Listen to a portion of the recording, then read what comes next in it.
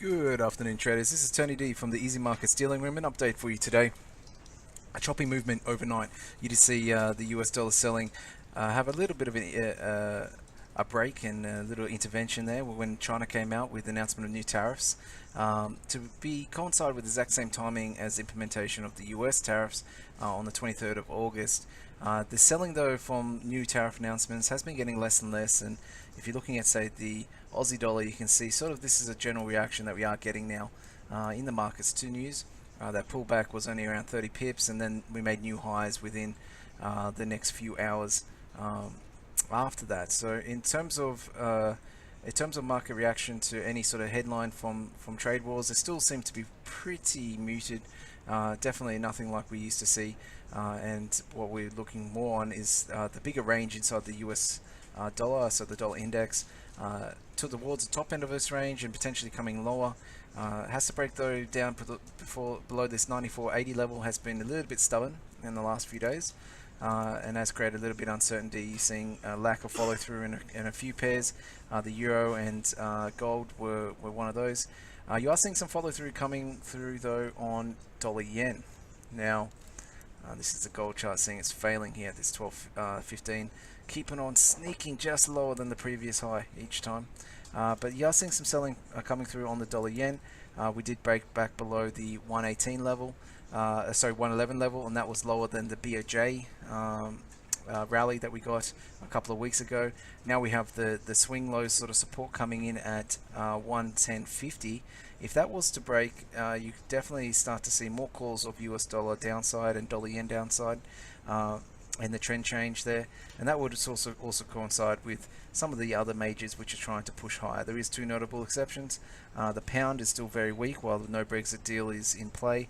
Lack of government sort of comments from this as well, given it is holiday over there, holiday time for the politicians, means that the traders are left to their own devices and they're aggressively selling on most days, especially through some of the other weak pairs. So you're seeing some pound yen selling accelerated by the dollar yen selling.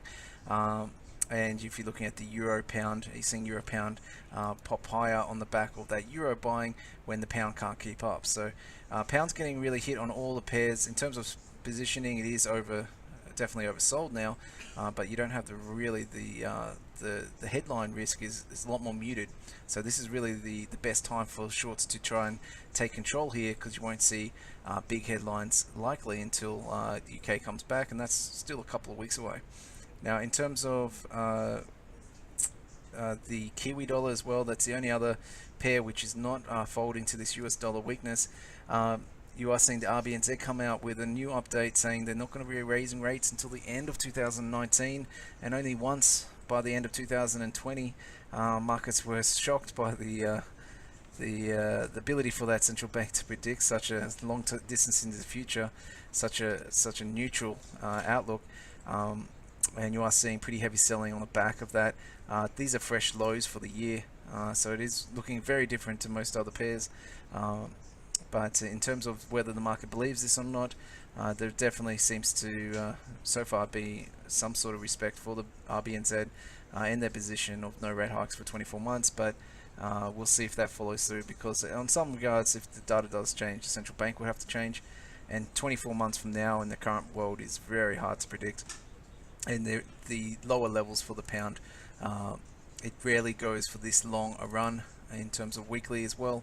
The sort of movements that we're having here is getting to the stretch stage for the Kiwi dollar.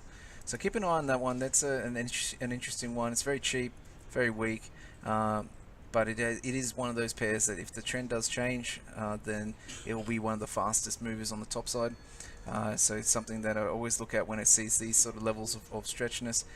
This sort of movement in the Kiwi though is opening up a fresh trade at the moment, which is the Aussie Kiwi, based on the divergence between the RBA and the RBNZ, moving above 110 here. First time we've been above 110 for but back in February we were as well.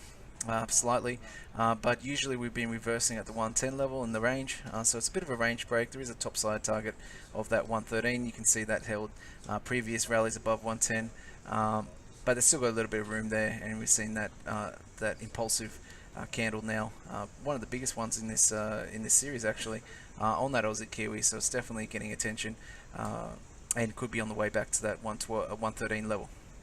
Alright guys, we'll have an update tomorrow. If you do want to have a chat about some of the other crosses, because there are a lot of crosses in play due to the fact of a few of those pairs moving in different directions, you can give us a call on the numbers below. If you're not a member of the Easy Markets Dealing Room, you want assistance with your trading, you can sign up on the links below.